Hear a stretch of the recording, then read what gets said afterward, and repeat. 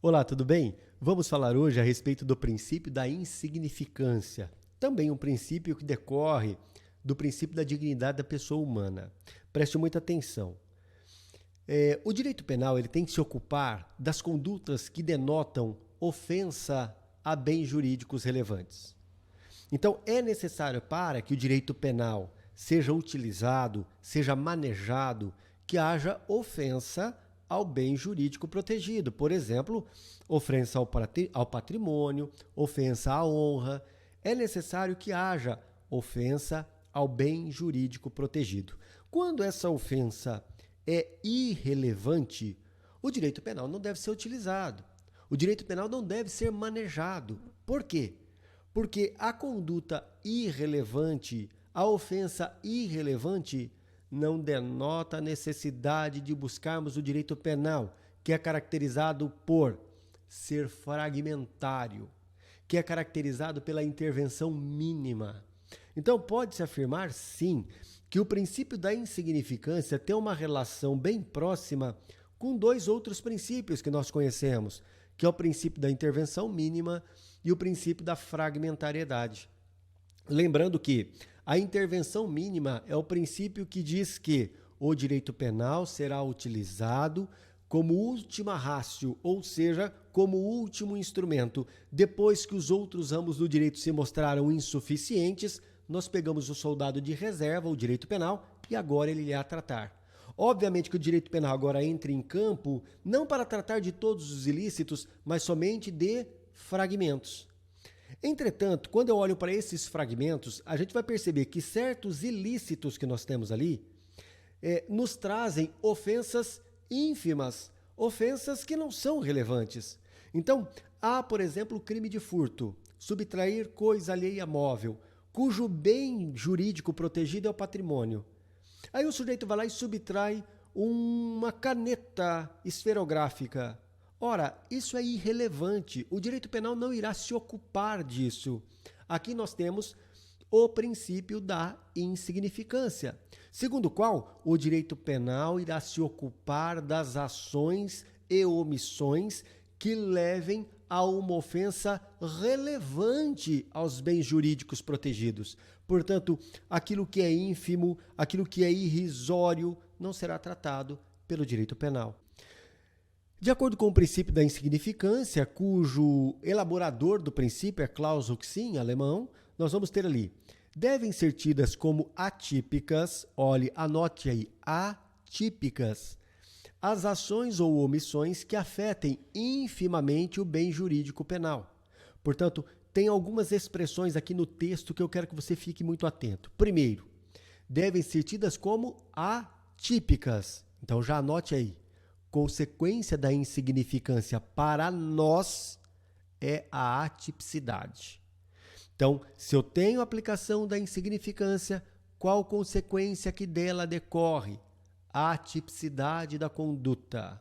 Perfeito. Agora, na sequência, observe. Crime. Crime é fato típico, antijurídico e culpável. Portanto, estamos adotando aqui o conceito analítico de crime, levando em conta a corrente tripartida. Então, vamos analisar os elementos que nós temos. Primeiro, culpabilidade, que é a reprovabilidade da conduta, é composta de 3 elementos. Primeiro deles, imputabilidade penal, potencial consciência da ilicitude e exigibilidade de conduta diversa. Você já sabe que, adotando o finalismo, o dolo e a culpa saem daqui e vão para onde? Vão para a conduta. Conduta dolosa ou culposa. Dentro do fato típico, nós teremos o resultado como elemento, desde que esse resultado seja exigido pelo tipo penal, pois há crimes onde eu não tenho o resultado. Teremos também o nexo de causalidade como elemento e, finalmente, a tipicidade. Portanto, olha o que eu quero que você perceba. Quando eu aplico o princípio da insignificância, qual elemento do fato típico que nós tiramos? A tipicidade. A conduta se torna atípica. Então, onde é que o princípio da insignificância incide? Na tipicidade. A tipicidade que você está vendo aqui, está vendo que ela está se mexendo? A tipicidade aqui, ela, para estar presente, depende de alguns fatores estarem presentes. É necessário que a conduta, pergunta você, se ajuste ao modelo definido em lei? Sim, é necessário. Isso é o que chamamos de tipicidade formal. Perfeito. Mas há a tipicidade material. O que é a tipicidade material? É a ofensa ao bem jurídico protegido. Ou seja, a conduta praticada pelo sujeito tem que, de fato, levar à ofensa ao bem jurídico, uma ofensa relevante. Então, se essa ofensa relevante não há, porque há uma hipótese de insignificância, não há tipicidade, já sabemos. Mas qual é a tipicidade que é retirada? Qual é? É a tipicidade material ou é a formal?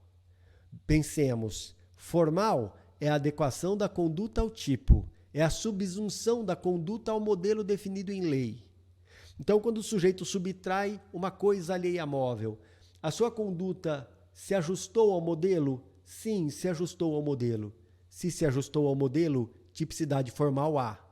Ah, mas ele subtraiu algo absolutamente irrelevante. Não interessa, tipicidade formal ainda há.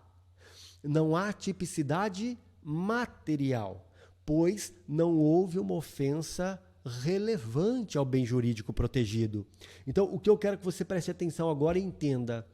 O princípio da insignificância faz com que não haja tipicidade material. Há tipicidade formal, sim, porque a conduta ainda se ajusta ao modelo definido em lei. Todavia, não há tipicidade formal. Voltando ao nosso quadro, então, podemos dizer, levando em conta o que nós falamos, podemos afirmar que o princípio da insignificância repercute sobre a tipicidade material. Então é isso aí. Em relação ao princípio da insignificância, nós retornaremos depois, quando nós formos falar dos crimes patrimoniais, dos crimes contra a administração pública.